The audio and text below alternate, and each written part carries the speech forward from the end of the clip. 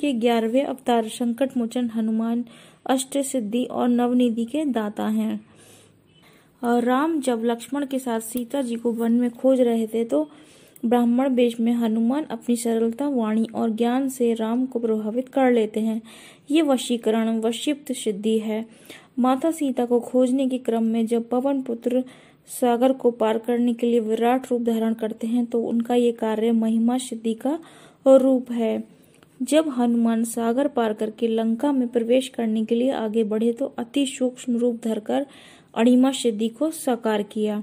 माता सीता को खोजते खोजते जब बजरंगबली अशोक वाटिका पहुंचे तो उनके लघु रूप में बनने में लघिमा सिद्धि काम आई। इसी प्रकार पवन सुत की गरिमा सिद्धि को जानने के लिए महाभारत काल का एक प्रसंग है। हनुमान महाबली भीम के बल के अहंकार को तोड़ने के लिए बूढ़े बानर का रूप धारण करके उनके मार्ग में लेट गए और भीम उनकी पूंछ भी नहीं हिला पाए। इसी प्रकार बाल हनुमान के मन में उगते हुए सूर्य को पाने की अभिलाषा जागी और जो उन्होंने उसे मुंह में रख लिया, अभिलाषा सिद्धि हुई। प्राकम्य सिद्धि को जानने के लिए पवन पुत्र की राम के प्रति भक्ति को समझना होगा। और राम भक्त हनुमान ने राम की भक्ति के अलावा और कुछ नहीं चाहा और वो इन्हें मिल गई। हनुमान जी की कृपा के बिना राम जी की कृपा नहीं मिलती। पवन पुत्र की राम के प्रति अनन्य भक्ति का ही परिणाम था कि उन्हें प्रभुत्व और अधिकार की प्राप्ति स्वतः ही हो गई। इसे ईशिप्त सिद्धि कहते हैं। इस प्रकार नवरत्नों को ही 9 रिद्धि कहा जाता है। ये हैं पद्म, महापद्म, शंख, मकर, कच्छप, मुकुंद, कुंद, नील और खर्ब। सांसारिक जगत के लिए ये निधियां भले ही बहुत महत्व रखती हों, लेकिन भक्त हनुमान के लिए जो केवल राम नाम की मणि ही सबसे ज्यादा मूल्यवान है, इसे इस प्रसंग से समझा जा सकता है।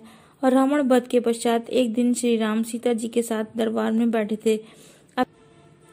उन्होंने सभी को कुछ न कुछ उपहार दिए। श्री राम ने हनुमान जी को भी उपहार स्वरूप मूल्यवान मोतियों की माला भेंट की। पवन पुत्र उस माला से मोती निकालकर दांतों से तोड़कर देखने लगे। हनुमान के इस कार्य को देखकर भगवान राम ने हनुमान जी से पूछा कि हे पवन पुत्र, आप इन मोतियों में क्या खोज रहे हैं? पवन पुत्र ने कहा कि प्रभु, मैं आपको और माता को इन मोतियों में ढूंढ रहा हूँ, लेकिन इसमें आप कहीं नहीं दिखाई दे रहे हैं और जिस वस्तु में आप नहीं वह मेरे लिए व्यर्थ है। यह देखकर एक दरबारी ने उनसे कहा कि पवन पुत्र, आपको क्या लगता है कि आपके शरीर में भी भगवान है? अगर ऐसा है तो हमें दिखाइए, नहीं तो आपका शरीर ही व्यर्थ है। यह सुनकर हनुमान जी ने भरी सभा में अपना सीना चीरकर दिखा दिया।